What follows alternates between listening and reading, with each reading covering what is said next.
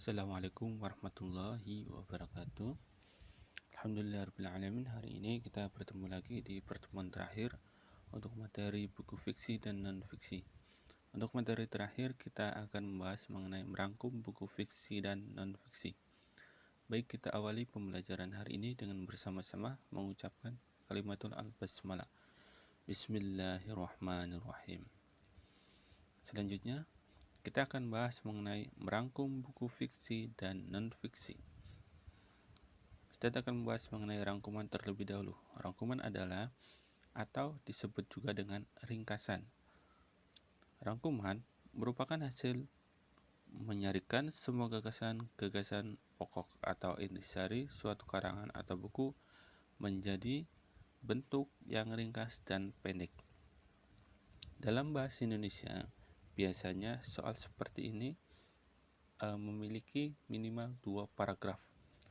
Jadi setiap paragrafnya kita ambil pokok pikirannya atau intisari dari suatu paragraf tersebut.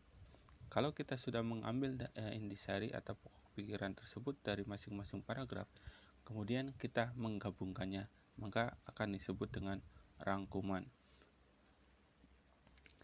Nah, di sini selain itu, Ustaz akan membahas mengenai langkah-langkah merangkum.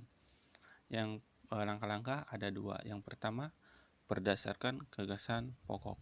Yang kedua, berdasarkan peta pikiran. Berdasarkan gagasan pokok ada 5 langkah. Yang pertama, bacalah informasi umum seperti judul pengarang, penerbit, dan lainnya. Jika itu artikel, maka catat pengarang, nama media, dan tanggal terbit. Yang kedua, ketahui secara umum melalui daftar isi dan kata pengantar. Yang ketiga, mencari pokok-pokok pikiran dalam setiap paragraf.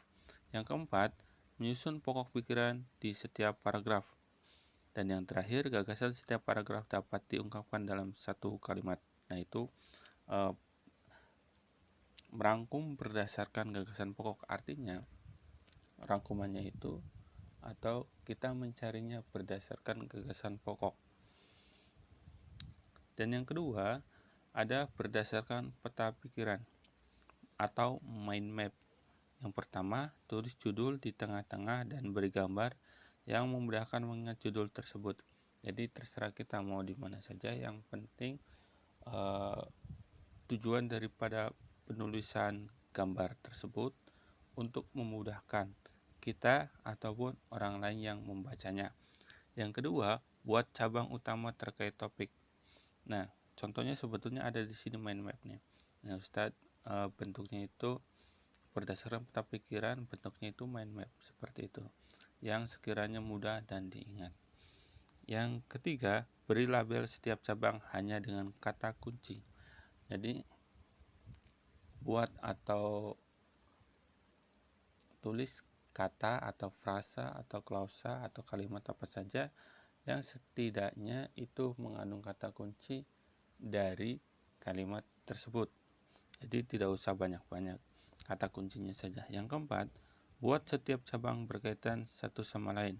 Nah, ini keterkaitan. Jadi cabang 1, cabang 2, cabang 3, dan cabang yang lainnya itu harus keterkaitan. Tidak boleh tidak ada kaitannya, itu nanti tidak nyambung. Dan yang terakhir, gunakan garis atau apa saja sebagai penghubung antar alur pada setiap cabangnya.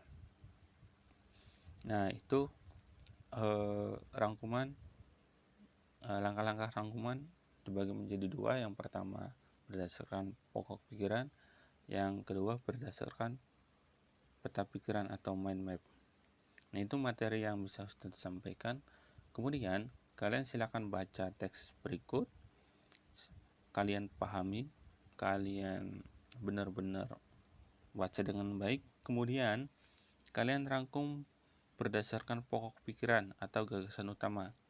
Nah, kemudian teks itu kalian rangkum berdasarkan pokok pikiran.